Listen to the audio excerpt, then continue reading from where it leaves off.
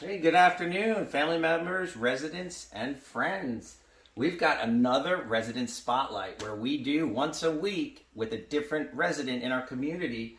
We have a lot of celebrities here, and I'm here now with Chuck Manning. He is one of our residents. Yes. And of course, we've got Stella, activities director, and then myself, Eric Hardoon, our executive director and administrator. And it's a pleasure to be sitting right next to a celebrity. Yeah, pleasure and a privilege. Thank you. I knew that you were a celebrity, but not to this magnitude. Just so everybody knows, yesterday we had the media trying to call frantically. They wanted to get Chuck Manning on the phone to discuss about his Guinness Book of World Record. This goes even further than that. This goes all the way over to Paris to the international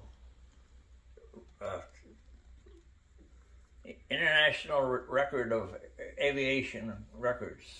It is amazing. And if you guys are not following, Chuck Manning, back in 1973, it was July 4th, 1973, he flew the amphibious plane up in South Florida. Is that right? Correct. The highest altitude, 32,883 feet. You got it. And to be honest with you, you had oxygen, right? Because it's not pressurized. Absolutely. Could you imagine?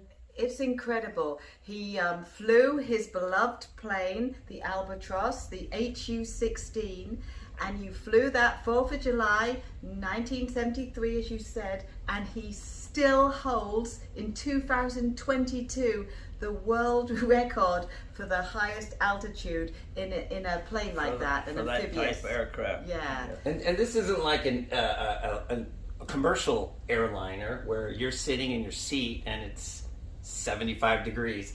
This is an unpressurized area. So you're going up into clouds at 50 degrees below zero? 50 below zero. 50 below. So you felt 50 below zero. In South Florida. In South Florida.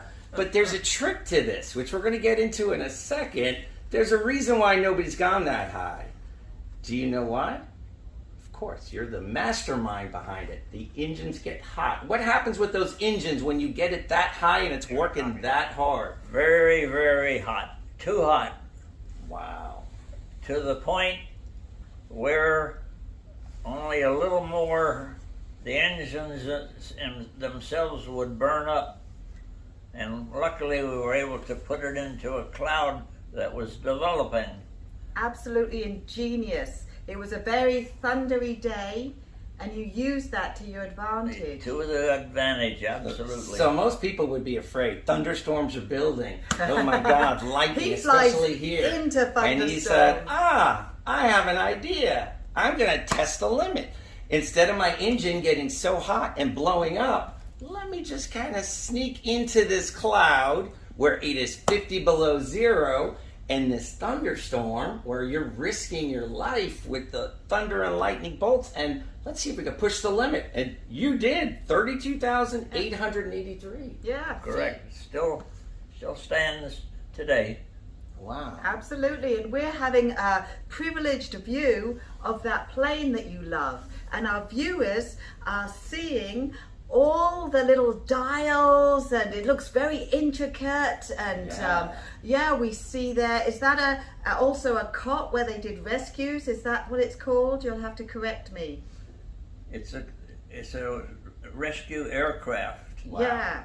And we were in a particular division of the military searching for missing people out on the ocean. Wow. That Primarily in the ocean. that's great. And I know this whole tour of, what is it called? It is the National Museum of the U.S. This is in Ohio, is that correct? Yeah. That's what our Ohio. viewers see on the back screen right now. And you could see there's a whole museum that features you and the plane. Yes, and they were actually interviewing Chuck live. So they were there filming the inside of the Abatross. the HU-16 plane that saved many, many lives. Exactly. And they were interviewing Chuck. So all that day you were saying, oh, I've got to be on Facebook, I've got to be live. I'm like, hip senior, wow. There's a lot of buttons there. It's not like, I mean, I'm looking at the feed on both sides. All of the buttons were mechanical. It wasn't really computers now. Yeah, no. So there's so many buttons. I see Grumman on the steering wheel. Oh, yes. Wow, yeah, that's interesting. We're lucky to see that Grumman on the steering wheel. What would they take? The Grumman on the middle of the steering wheel? What would the pilot do on his last flight? On his last flight, he might cry a little. And would he take that as a souvenir?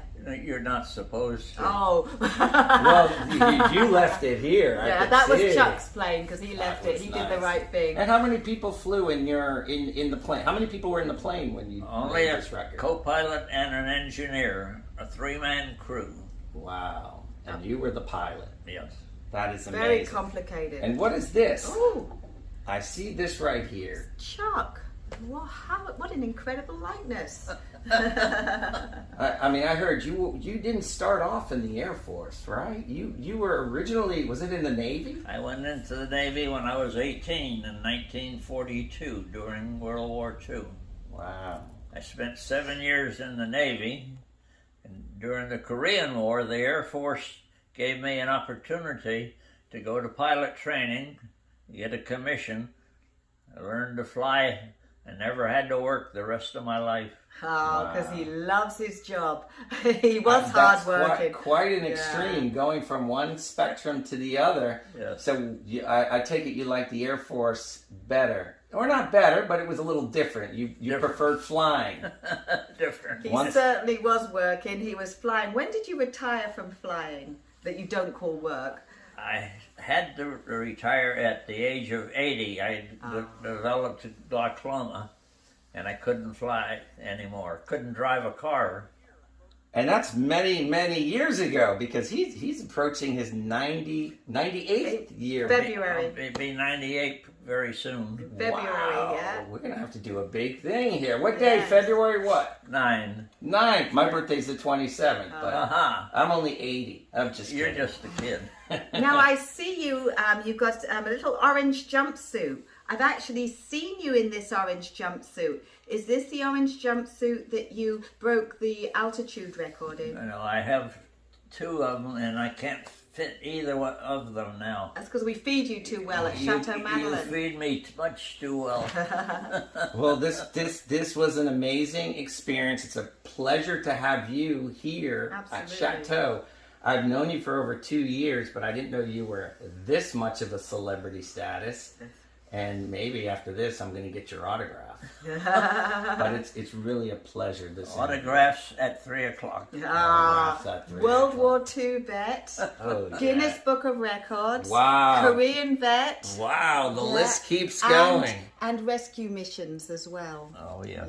So, is there anything you want to say to your viewers? This is airing all over our Chateau community in the ChateauMadeline.live channel.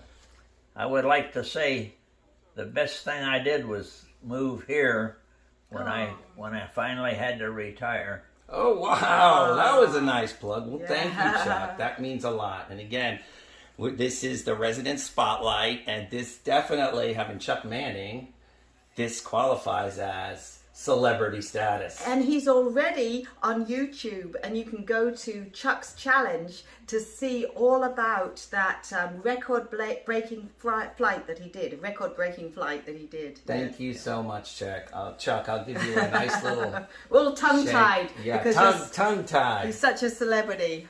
Thank you. No problem. I'll see you later, guys. See you. Bye.